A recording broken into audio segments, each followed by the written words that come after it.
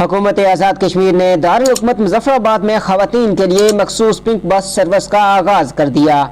وزیر اعظم آزاد حکومت ریاست جموں و کشمیر سردار تنویر الیاس خان نے مظفر آباد شہر میں خود بس چلا کر اس نئی سروس کا افتتاح کیا۔ وزیر اعظم کے ساتھ سوشل میڈیا کمپلیکس سے سپریم کورٹ تک سفر میں سینئر موسٹ وزیر خواجہ فاروق احمد، مشیر حکومت سردار محمد حسین اور دیگر بھی اس بس میں موجود رہے۔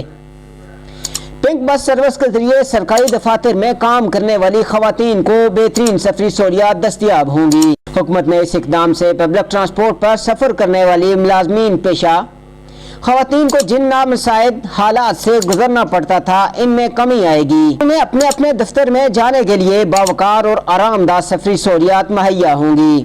بس سروس چیلا سے امبور تک دفتری اوقات میں خواتین کو سفری سہولیات فراہم کرے گی۔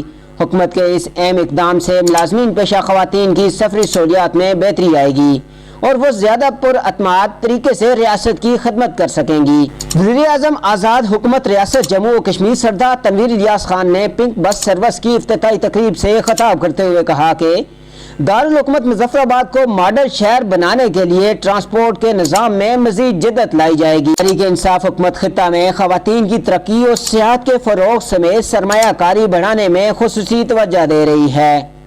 وزیر اعظم کا مزید کہنا تھا، خواتین کو ہنرمند بنانے کے لیے کامیاب خواتین پروگرام بھی شروع کر رکھا ہے۔